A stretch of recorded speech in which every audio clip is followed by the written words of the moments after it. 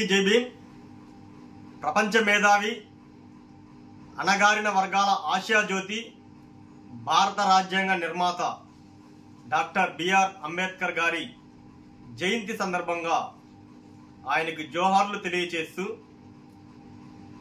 వివక్ష, కుల వివక్ష, మత వివక్ష అనేవి ఉన్నాయో అవి పూర్తిగా రూపుమాపాయా అంటే మీరు గమనించండి. ఇంకా వివక్ష దళితులు అనేక చోట్ల ఎదుర్కొంటూనే ఉన్నారు. మొన్నటికి మొన్న రాజస్థాన్లో చూస్తే ఒక ఎమ్మెల్యే శ్రీరామనవమి సందర్భంగా శ్రీరాముల వారిని దర్శించుకొని గుడి నుంచి బయటికి వెళ్ళిన మరుక్షణం బీజేపీ పార్టీకి చెందిన ఒక వ్యక్తి గుడి మైలు పడిందని గంగా జలంతో గుడిని శుభ్రం చేసుకున్నాడు.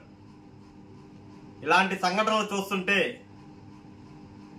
పేరుకి దళితులైనా కూడా హిందూ సాంప్రదాయాలను పాటిస్తూ దళితులు హిందువులుగా చెప్పుకొని ప్రతి ఒక్క గుడికి వెళ్ళి దర్శనాలు చేసుకొని ఉంటున్నా కూడా వీరు దళితులే, వీరు మా గుడుల్లోకి ఎలా వస్తారు అని ఈ విధమైన వివక్ష చూపిస్తూ ఉన్నారు. హిందూ తత్వాన్ని గౌరవించి హిందూ దేవాలయాల్ని సందర్శిస్తున్న దళితుల మీద, అందరి మీద కూడా కుల వివక్ష చూపిస్తూ ఉంటే, మొన్నటికి మొన్న ఉత్తరప్రదేశ్లో చూస్తే ఒక దళిత యువతిని అత్యాచారం చేసి చంపి వారి కుటుంబాన్ని కూడా లేకుండా చేశారు ఒక రాజకీయ నాయకుడు. అలాంటి రాజకీయ నాయకుడి కుటుంబానికి మళ్ళీ ఎమ్మెల్యే టికెట్ ఇచ్చి ఆ దళిత కుటుంబానికి అన్యాయం చేశారా గాని న్యాయం చేయలేదు. ఈ విధమైన వివక్షను ఇంకా మనం ఎదుర్కొంటున్నామంటే పూర్తిగా మనకు రాజ్యాంగ హక్కు రాలేదనే భావిస్తున్నాం. దళిత, ఎస్సీ, ఎస్టీ, బీసీ, ముస్లిం మైనార్టీలు అందరూ కూడా ఒకటి గమనించండి. అగ్రవర్ణాల చేతుల్లో ఇంకా మనమందరం కూడా నలుగుతూనే ఉన్నాం. కాబట్టి అంబేద్కర్ గారు కోరుకున్న రాజ్యాధికారం రావాలంటే అందరూ కలిసి ఒక తాటి మీదకు వచ్చి, మనం చేయలేమా రాజ్యాధికారం, మనం పరిపాలించలేమా రాష్ట్రాలని, దేశాన్ని పరిపాలించే సత్తా మనలో లేదా, ఎందుకు మీరు ఇంకా వెనకడుగేస్తున్నారు? అంబేద్కర్ గారు కోరుకున్న రాజ్యాధికారాన్ని పొందే విధంగా ప్రతి ఒక్కళ్ళం కుల మతాలకు అతీతంగా, భారతదేశం అనేది సెక్యులర్ దేశం, సెక్యులర్ దేశం కాదు, ఎవరు చెప్పారు సెక్యులర్ దేశం అని చెప్పి వాదిచ్చే వాదనలు మనం వింటున్నాం. హిందూ, క్రిస్టియన్, ముస్లిం అనే మత ఘర్షణలు తెస్తున్నారు. మరి రాజ్యాంగం ప్రకారం ఎందుకు చర్యలు తీసుకోలేకపోతున్నారు? అంటే రాజకీయాల్లో ఒక భాగమా ఈ కుట్ర?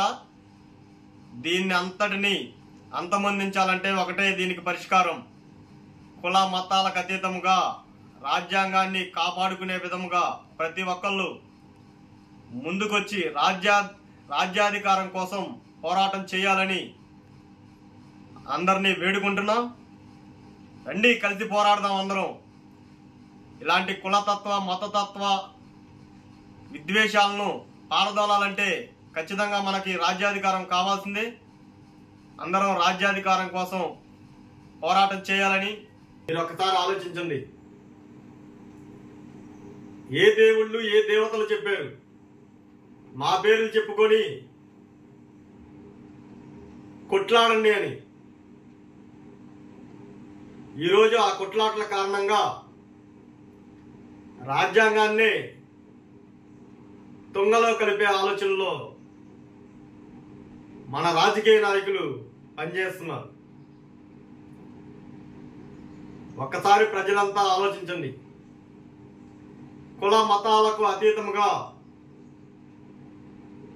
రాజ్యాంగం అనేది నిర్మించబడింది. ఈరోజు స్త్రీలైనా కానీ గర్వంగా బయటకు వచ్చి వాళ్ళు కోరుకున్న విద్య కానివ్వండి, వ్యాపారం కానివ్వండి, ఏ రంగంలో అయినా సరే రాణించగలుగుతున్నారంటే అది ఒక డాక్టర్ బాబాసాహెబ్ అంబేద్కర్ గారి దయతోనే. ఈరోజు మా ధర్మాన్ని కాపాడుకుంటామంటున్నారు కదా కొంతమంది పెద్దలు. ఆ ధర్మంలో స్త్రీకి ఈ గౌరవం ఉందా? మీరే ఆలోచించుకోండి.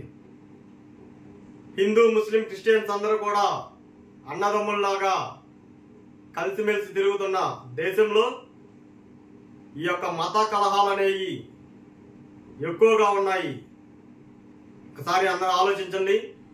కొంతమంది మాత్రం దీన్ని ఎట్టి పరిస్థితుల్లో మేము సహించము, అందరము భారతదేశం అంటే సెక్యులర్ దేశం, అందరూ కలిసి ఉండాలని కొంతమంది హిందూ సోదరులు అంటున్నా, మరి కొంతమంది రెచ్చగొట్టే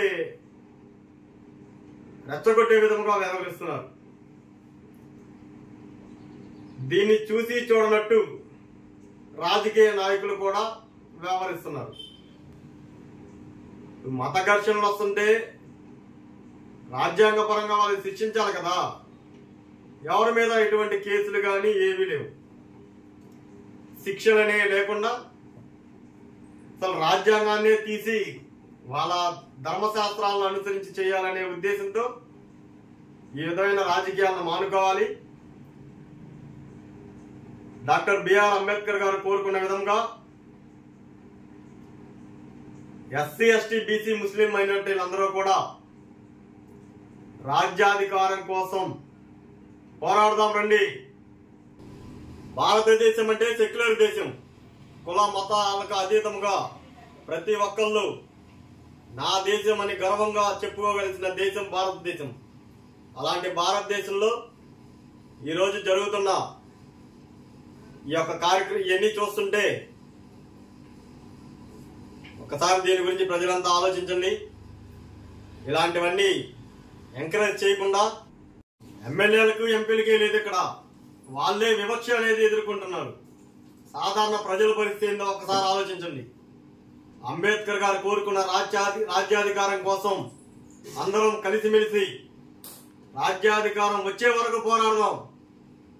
ఏమైంది, మన తరం కాకపోతే నెక్స్ట్ తరానికైనా కుల మతాలు లేకుండా చేయగలుగుతాం కదా.